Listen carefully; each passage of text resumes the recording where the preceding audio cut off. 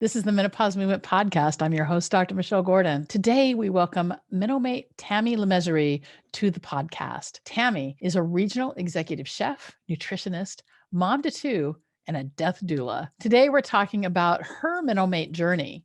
And during the podcast, we discussed what her life was like before she joined in the beta and the MENO system and became a MENO-Mate, the importance of community in menopause and in life, Tammy's biggest aha as a MENO-Mate, how stacking small changes can lead to what feels like a huge change, Tammy's relationship with grief and loss, and how the MENO-Mate way of thinking helped her to reframe it, the importance of visualization in life, and stay to the end to find out what a death doula is, how it works, how she works as a death doula, and why it's so important to her. And at the end of the episode, make sure you visit drmichellegordon.com/podcast, where you can find the show notes, plus the links to the books and resources mentioned in the episode. And if you enjoyed this episode, make sure you subscribe to the podcast so you're always the first to know when each episode is released. You can subscribe on Apple Podcasts or wherever you get your podcasts. And thanks again for all of the 5-star reviews. If you haven't left a review yet, please take the time to review the podcast, because this helps more women to find it and get the help they need during the disruption of menopause, because no one should have to go it alone. Thanks again for being a part of the menopause movement. Now let's get to Tammy.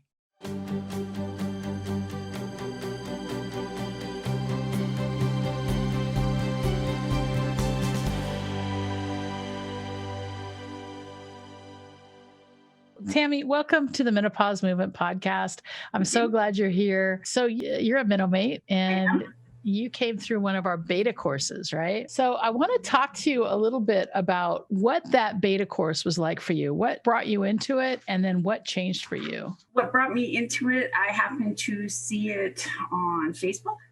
I saw one of your ads with your beautiful smile, and I was intrigued because at the time I was going through the hot flashes, mood swings, headaches. I had a lot of other things going on, and I was trying to define what was causing what. Right. I have 2 types of arthritis, and I also have fibromyalgia.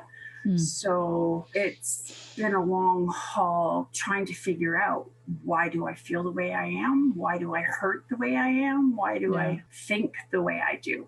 So hearing you and the call in the beta group, it was a real eye-opener, because a lot of the things that I'm feeling have to do with menopause more than my other issues. I think that's really interesting that average women spend, believe it or not, $20,000 trying to solve their menopause problems. It's crazy. I mean, because we start feeling really weird and there just isn't a lot of information out there. And I think that's going to change, but there's just isn't a lot of information out there. So you came through the beta, you got an understanding of what's going on hormonally and how to start managing it. And was there a specific point in the beta that said to you, wow, this is really a big deal for me and I need to make a change, or I need to invest in myself? What was that for you? It was the MENO-Mate way to eat. It was the sugar. I am a carbaholic, professed carbaholic. It seems carbs are my go-tos, and it's not necessarily the sweets, the sugars, it's carbs. It's mashed potatoes, it's pasta. I am a chef. I have to eat for my job. But what it was doing to me, until I actually cut it back and stopped the sugar, I had no idea how it was actually affecting me. So I wasn't sleeping. Yeah.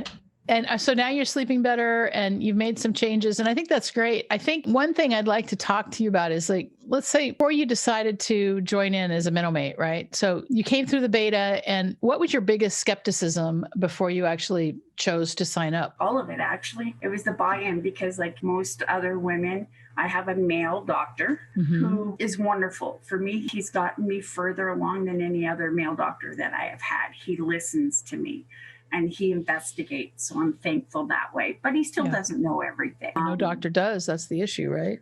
Well, totally. So it was all about, okay, is it really me? Is it me? Or is it external factors affecting me, right? So that was the whole challenge, to find out what it is. I have fibromyalgia. That just widens my pain broadband. Like, I hurt all the time. People keep asking me on a scale of 1 to 10, and I say 15, because I've suffered in pain for so long that what's 10 to most people is a 5 to me. Right? But what's making it there? And since cutting out the sugars, and the refined oils, I do have to say that it has really brought it down. I'm still in pain. It's different. It's more specific. Yeah. So you made some changes and your life is a little better, or a lot better, it sounds like. I'm still trying to, what? In that aspect. Yeah. So, but I'm still trying to understand, like, did you have before you decided to buy into the program, did you have was there like, I don't know if this is right for me, any questions about, so you came through the beta program and you knew that you just had to continue. I did. I'm a very open person about listening to my body, listening to my spirit, and I knew something was going on. I knew menopause had a lot to do with it. I had a hard time getting to menopause, the hot flashes for 10 years, but then I still had regular periods, and then they would go on and off for 18 months, and then they'd stop for 11, and I'd get one that would last 2 months. Was just hormonally, it was bad. Yeah, so when I finally reached that point where I was 14 months, no periods, I was elated, but I wasn't, because I knew all the rest of it was coming, the hormone dumps and the whole bit. But I had no idea how it was going to affect me or even where to go. I had heard other women talk about biologic hormone replacements and such, and there's so much already chemically wrong with my body that I didn't want to try anything like that. Sure. So, and then you came along and gave me a different path on how to look at, it wasn't just the menopause, it was the whole picture. It was me, how to look at my whole being, my whole existence. Yeah. When I came to you, I was grieving severely. I think our first conversation was all about grief. I think I inadvertently took over the whole call, and I did not mean to do that. But when you started asking me questions, things just started pouring out. Right. Which hadn't in a very long time. And that really solidified it for me, that I needed to be around you guys and to hear what you had to say and fully learn from it and encompass it and absorb it. So would you say that, I want to know how important was the community aspect of this program for you? Totally. For in the beta group and all the calls, it was awesome seeing the same faces every time and having them cheer us on, and having the calls as often was huge. In the beta group, in the first part of the MENO-Mates, it was huge. I do miss the group because it seems like we've kind of spread out. We're not as close. We try.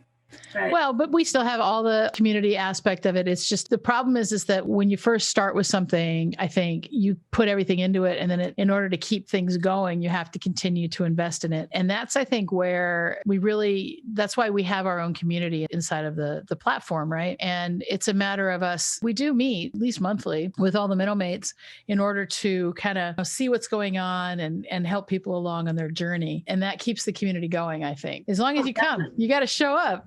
Definitely. And that's the thing. Life gets in the way. I had my knee surgery. My work was a little crazy before I went off on surgery. My job is a lot of my stress, a lot of my issues. So I've been rethinking that whole aspect, hence why I became the death doula. And with COVID and my knee replacement, I haven't really had a chance to develop that as much as I would like. And it bothers me because I know there's so many people in hospital that are severe and are passing alone. Yeah. And even, I don't care.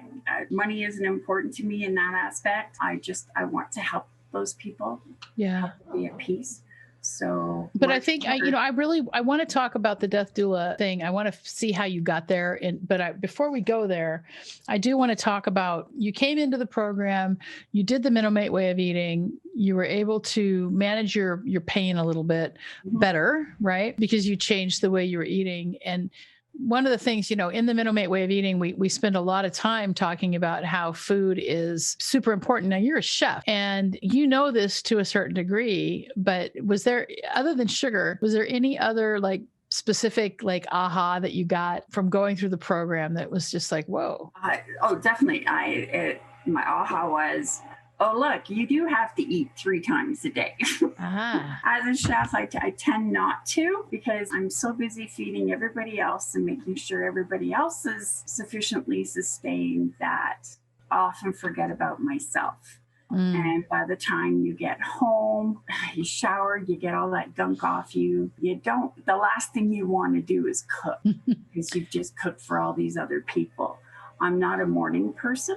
So breakfast, I'm more European where I would go for the rye bread and the salami rather than an egg type of thing. I have learned to do yogurt, granola, and fresh fruit in the mornings. So that has been my godsend. Or I'll have a slice of ancient grain toast just to tide me over. With my medications, I have to eat something. So, and I am making sure that I'm eating more sufficiently. And I mean, I'm the worst one. I'm telling everybody else how they should manage their bodies.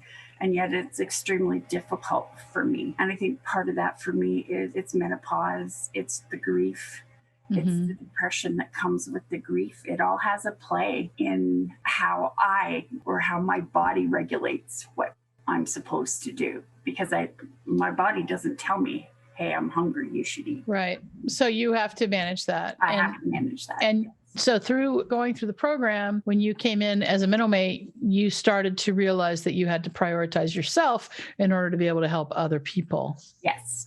And I think that's really great. Any other ways that you've changed because of joining as a MENO-Mate? I've been able to open myself up and talk about past, my grief, my stress, whereas I used to hold it all in before. Until recently, I live with my daughter and her family. And just prior to my surgery, they moved to Brandon, Alberta, which is about a 10, 12-hour drive away. My youngest lives in Victoria Island, which is a plane away. That's on the other side of the country, isn't it? Yeah, I'm kind of in the middle of both of them. So, and my father lives in Quebec, which is way on the other side. So we're completely spread out. So for the first time in a very long time, I am completely by myself here. So I have to rely on myself a lot more.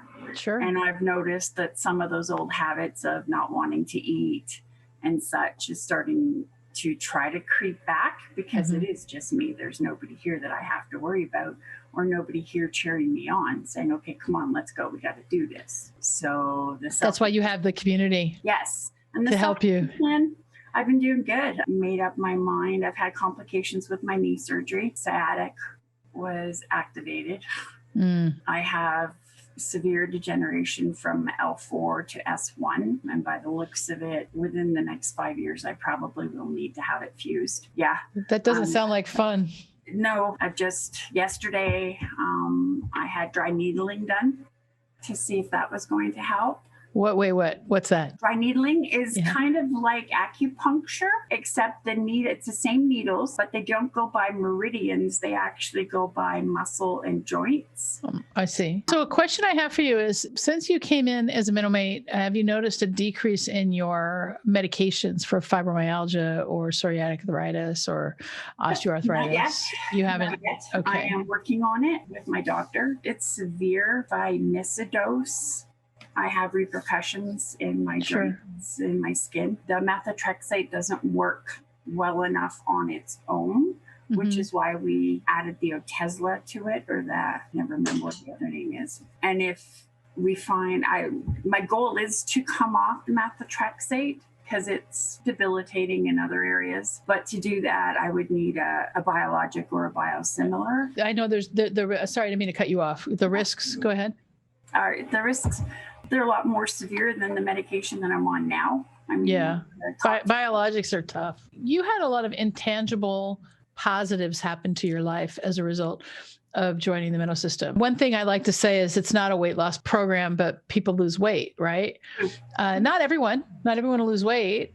And it's not a relationship course, but people's relationships improve a lot because women start to understand more about how our outlook manages everything, right? With you, you haven't lost weight, you haven't really gone off your meds, but you do say that you had you say that you have really great experience with the program and you've had a transformation, right? Oh, totally.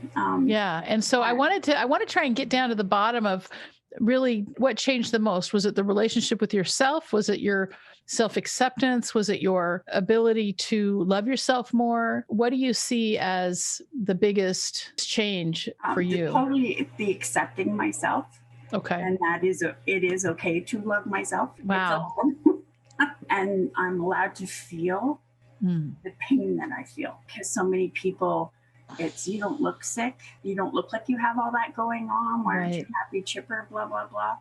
And it's finally time where, you know what? I am this sick. I have been able to ask for help, whereas before I wasn't. Okay. I would just muddle through. I think differently. I still think of other people first, but if something's going on with me, I'm not afraid to say, look, I can't do this today.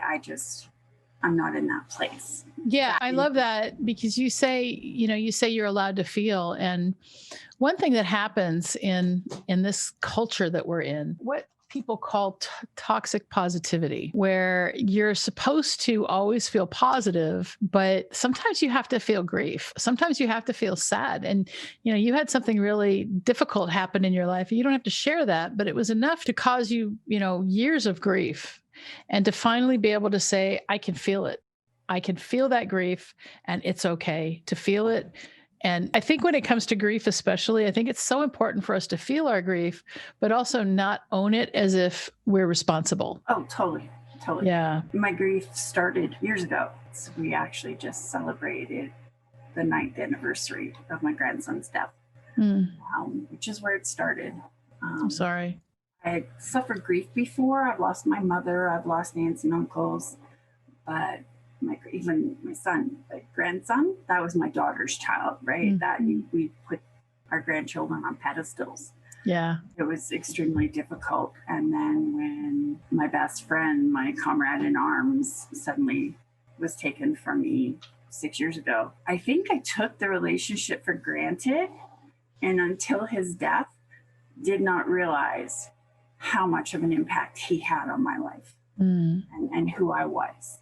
And that was devastating. And not to be able to say goodbye and to know that he died alone, that was holding that in. I held that in until that first call with you guys, because it just seemed my family didn't see him, or my friends. It was just like, oh, you'll get over it. Right. If I'm hearing you correctly, you're saying that coming into this world, you were able to finally accept and move past some really serious grief.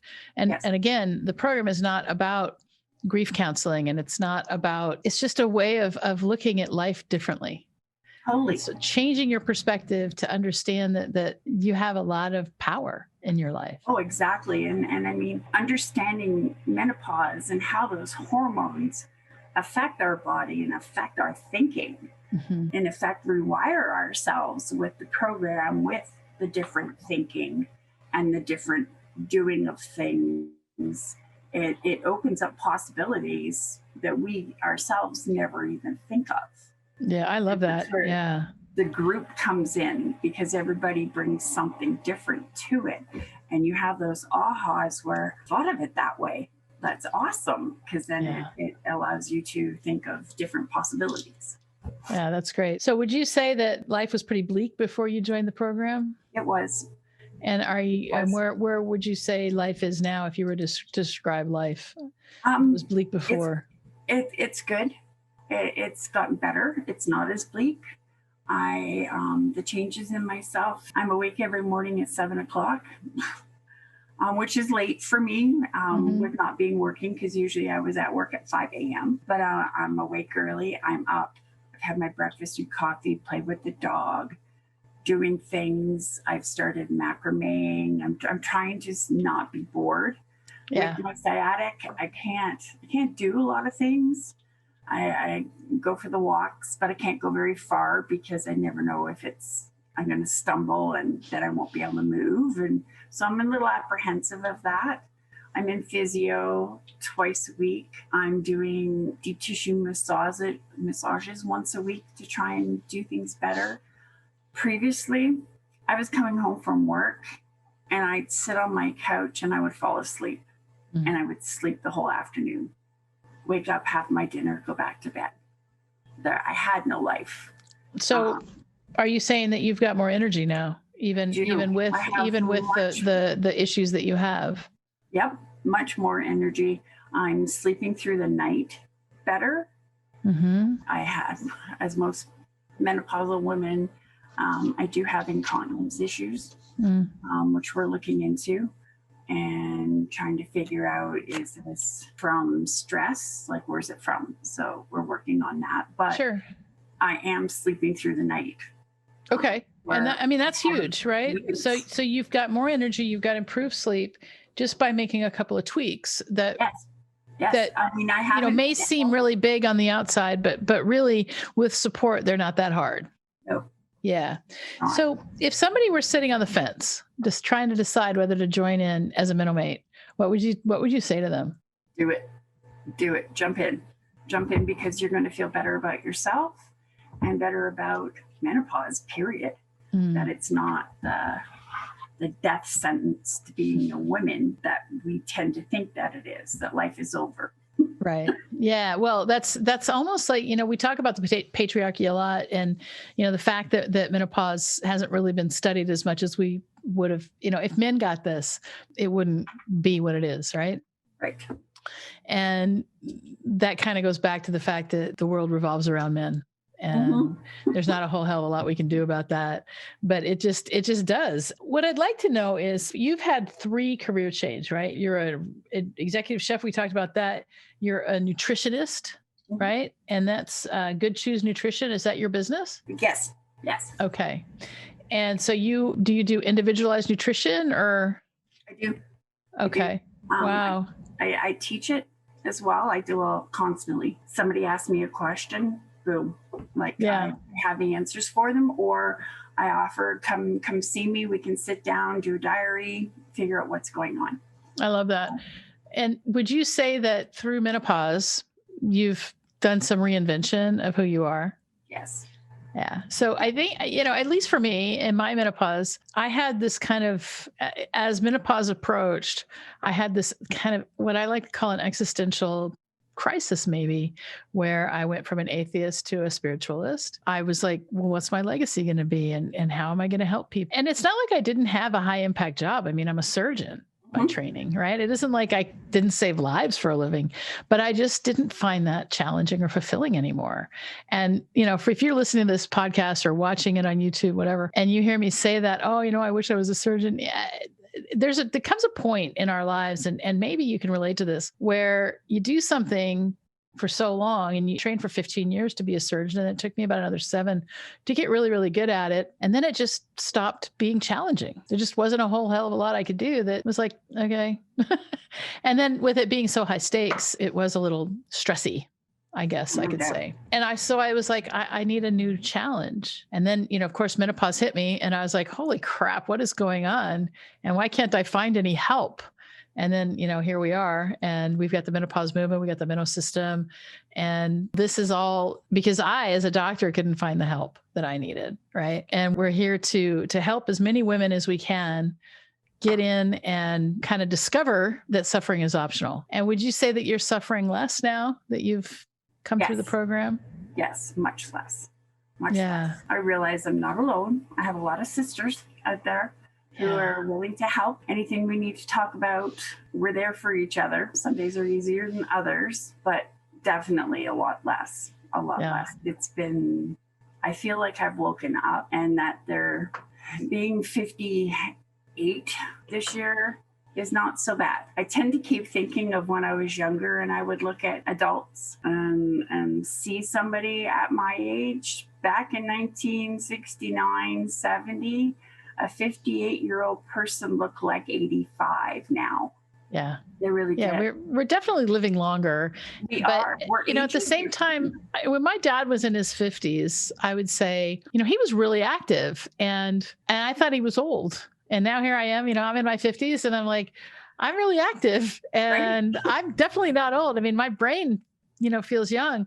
So that's really important. I think as we age, we start to look at, I feel like that same 18-year-old, maybe without some of the impulse problems, but the body doesn't want to do the same thing. And or I'll do things that I could have done. And, currently right now I'm battling a a frozen shoulder that, and anyone, if you're watching this or listening to this and you've had a frozen shoulder, man, you you lift your arm up a certain way and it's just like, right. Even after getting a shot. And it's, oh my goodness. And these are things that, all I did was play Beat Saber on my freaking Oculus. That's it, guy. It's not like I was, lifting something heavy or doing a bunch of push-ups or anything. And so that's part of aging that I think is annoying.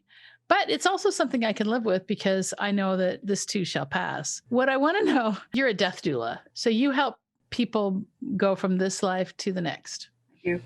To let go of this. And usually, I've seen a lot of people die, and I don't want to dwell on this too much because it does feel kind of weird. Yeah. Yeah. It's weird. But at the same time, what I've noticed is when people die, there is a point where they're still alive, but they're not really there. Yes. Right. So when you help shepherd somebody off to the other side, how many of them are talking to you at the end? None. Right. Yeah.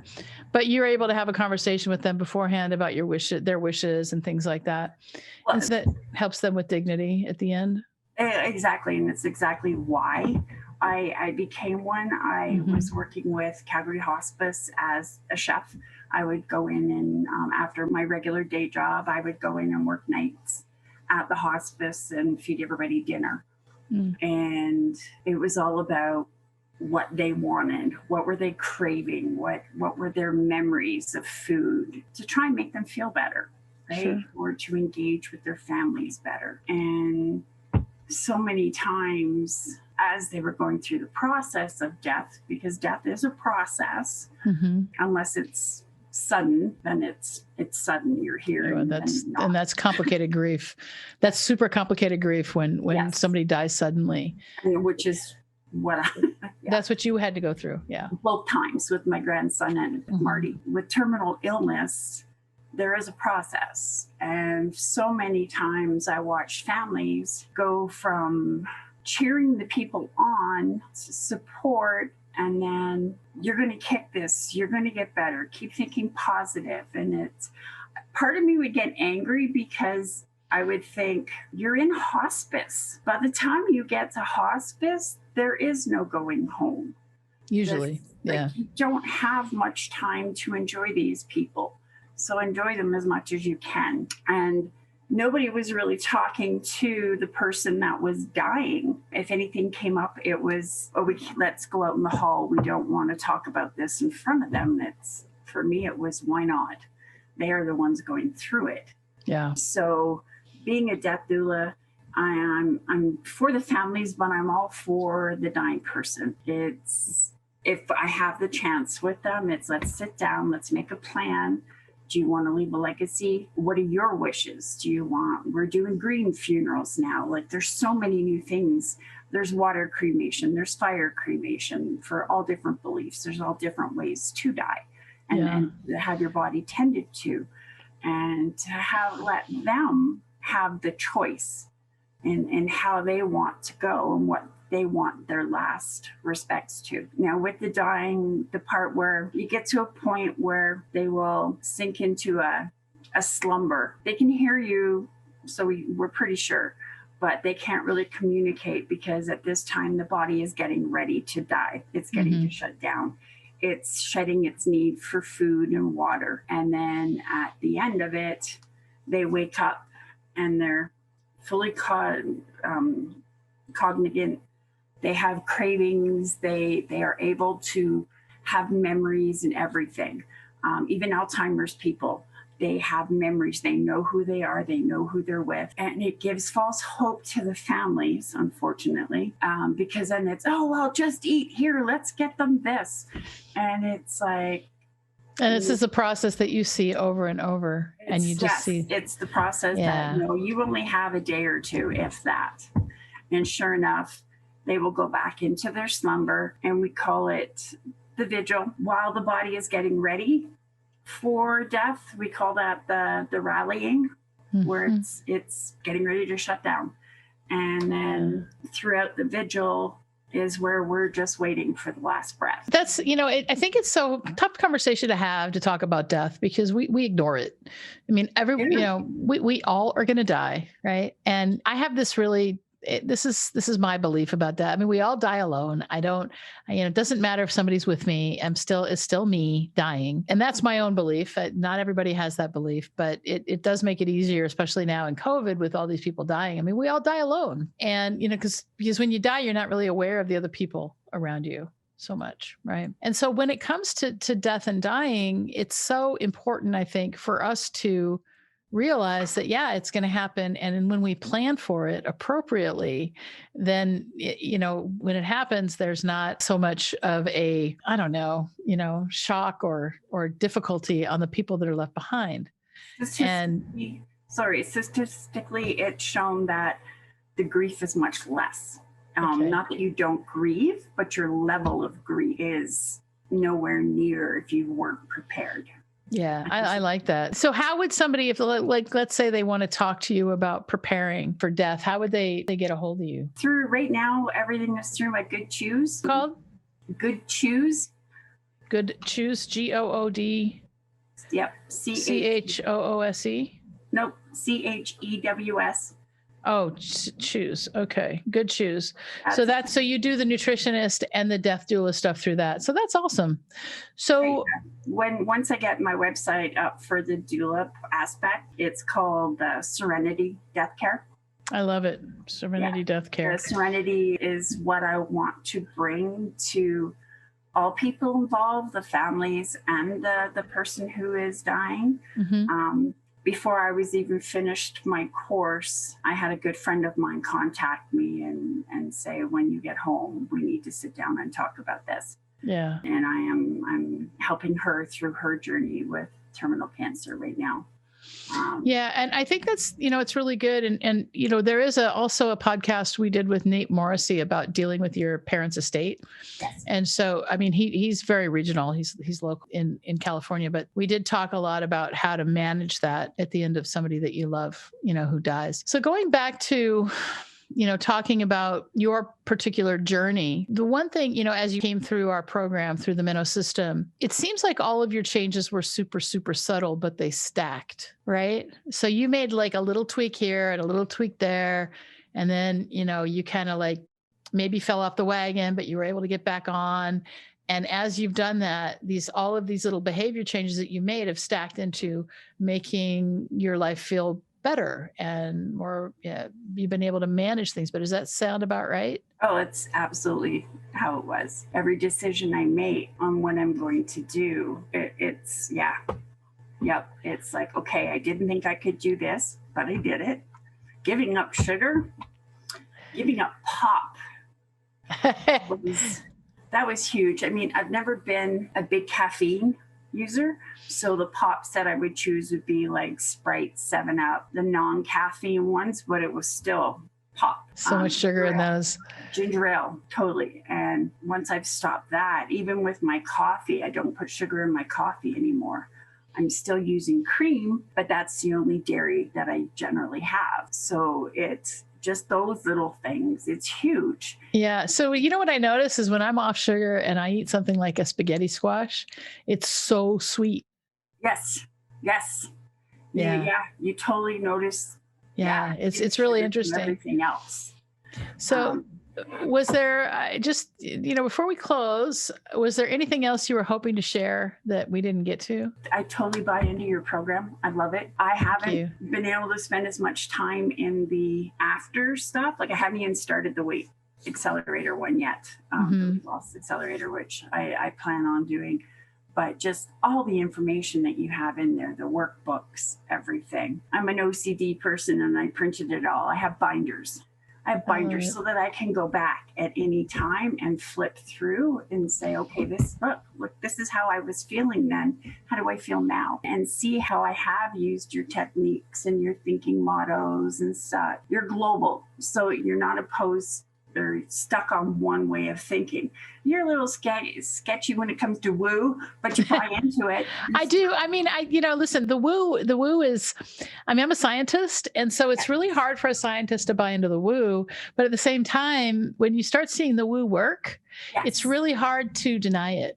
Exactly. And so I teach meditation inside the course. I do teach meditation. I mean, it's the very first thing you get at the end of the first 8-week module. Then we go into monthly. Mm-hmm. And that's the first thing we teach is how to meditate, because meditation changed my life.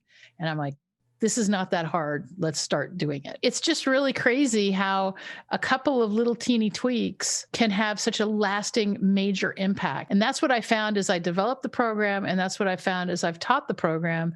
And, what took me 6 years to get through now takes my students 8 to 12 weeks. And then, a little bit longer. And that's the beauty of following somebody who's actually been through it. Yes. Right. That's why we want to model people who've been through stuff. You're still open to the new things that come up. You're always learning. That's what I love. We're always learning. Yeah. All your books, I've read quite a few of the books that you've suggested. Autobiography of a Yogi was just mind-blowing. That's a great book. That book changed my life. It's the biggest woo out there for a scientist. It's pretty metaphysical. Yeah, that book particularly. It is. The power, I totally buy into that. Yeah. I wouldn't be where I am today without it, because I have everything that I have visualized. I have gotten in some way or other. That's really interesting. You talk about visualization. So the importance of visualization is so interesting. In transformational mindset shifting, which is one of the podcasts that we have early on with Lindsay Durant, we talk about how everything comes from a thought, right? So it isn't like, I've got this lumen thing, okay? And this is not necessarily I haven't decided whether I like it or not, but what it tells you is you breathe into it, you're like, right? You breathe into this thing and it tells you whether you're burning fat or carbs. Oh, and that's just information, right? Mm-hmm. This is not necessarily an endorsement. I'm just talking about it, but this came from someone's mind. This came as a thought first, and then they started to visualize it, and then they started to iterate and made things happen. And every time, I remember when I wanted to be a surgeon so bad, and people would say to me, and I was a medical student, or I was a medical student. And people said, well, what do you do? I said, well, I'm a surgeon. And I had just made the decision. I was a medical student before I was a medical student. I was a surgeon before I was a surgeon. And it's just really interesting, because at the end of the day, we have to be the thing that we want to be. And I like to say, I say this in our coaching calls all the time, like, if you want to be the person who is able to drop 100 pounds, and you got to start doing the things that person does today. And when you start to do those things, then it's going to catch up, because it's like habit stacking. So yeah, totally. I actually a couple weekends ago rewatched the movie The Secret. I hit a bump, and even having all of these wonderful questions that I was waking up asking myself, like, why am I so healthy? Why am I so wealthy? Why am I so fit? With the pain that I endure, it does overshadow some days. And when I wake up, it's an automatic, why am I in so much pain? Why can't I get any relief? And it's really interesting how quickly those things can take over. Yeah. Doesn't matter how much work you've done up until that time, it just takes that 1 or 2 days.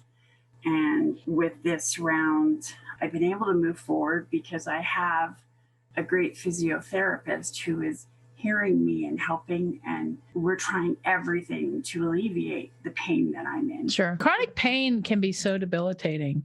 And while we have to manage our thoughts, it's hard as a doctor, because I never really experienced chronic pain. I've got this shoulder issue, but it's nothing like what people with chronic pain have.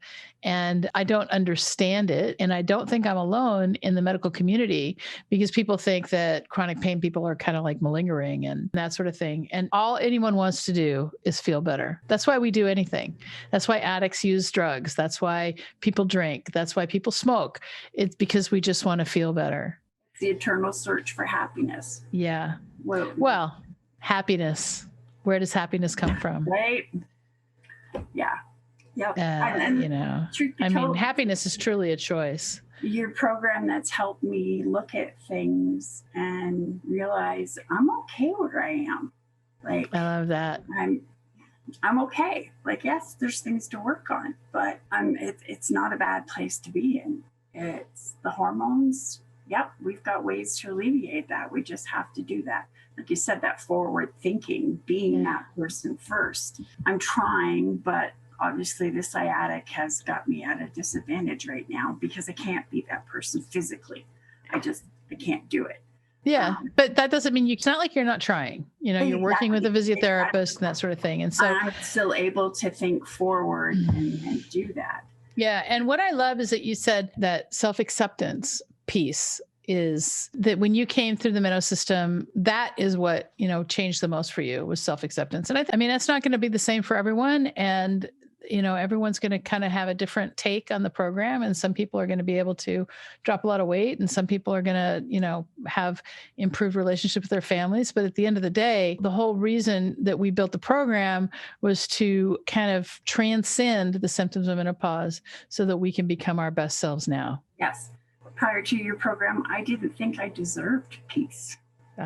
So that's been huge. Like the amount of support you've given me and the other ladies, it's huge. It's really huge. And to know that they feel the same way has been a benefit as well. That, okay, I'm not alone. This isn't a one-off. Or right. I said, where do the thoughts come from? Like it gets into all kinds of stuff. Totally.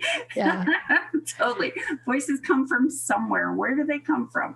Right? Does that voice in my head sound like me? No. We're the observer of our thoughts. Let's not forget that. That's who we are. Totally. But being able to just finding that out that, I deserve to like myself, love myself. Yeah. I'm happy. I'm trying. You deserve it. That's good. I'm content. Where I am right now, I'm content. With the careers, it's in process. I don't mind doing all three. When I started with the nutrition, it was, and I just got that degree 2-3 years ago now. It was because I know I have debilitating arthritis. At some point, I am going to lose my joints, whether it be my hands or my feet. So that's going to make me rethink cooking because I can't stand for long periods of time. Yeah. And then I started working with hospice after my grandson died. So it took a long time to build up to become the doula. Yeah. I want to say, you say that you deserve it. And I think that, when it comes to investing in ourselves, sometimes we don't think we deserve it. And I think, did you think that too? When you thought about, whether you were going to invest in the program, whether you really deserved it? Oh, totally. And did the money back guarantee play any role in your ability to invest? Honestly, it did. It really did. But then after, like I said, after that first call and the way that first call made me feel, wasn't an issue after that. That's great. I've always felt it's money well spent. I'm so glad to hear that. Oh, totally. I wouldn't be here if I didn't think that. Yeah, that's awesome. And like I said, the support is so much worth it. The lessons. You ask such great questions of us. Like when we can mention something in passing and the light bulb goes off with you and you're, wait a minute, let's get back to this. And you dig what makes you think. You give us that other option of how to feel differently or how to see things differently. It's huge. I love that. It's huge the way you are able to open up for us. Well, thank you. Thanks so much. And thanks for being a part of the Menopause Movement today. I really do appreciate you. Oh, thank you. I totally love you. I would feel lost if I didn't have the opportunity, even though the last couple of months I haven't been able to be there. I've popped in when I can. Yeah. And I feel so good that day. I'm so glad you're back and am happy to have you as part of the Menopause Movement. Well, thank you. Did you know that menopause is not a medical condition? Most doctors don't know this either. I like to say that menopause is the privilege of a long life. And to really take hold of our lives in menopause, we have to unlearn what society and the medical establishment has told us about menopause. This is why I've created this brand new course called Understanding Your Hormones and Managing Your Menopause. I want to show you how you can get on top of your menopause right now so that you can start to see it as the best time of your life. Now, this course is valued at $500 and is in the beta testing phase.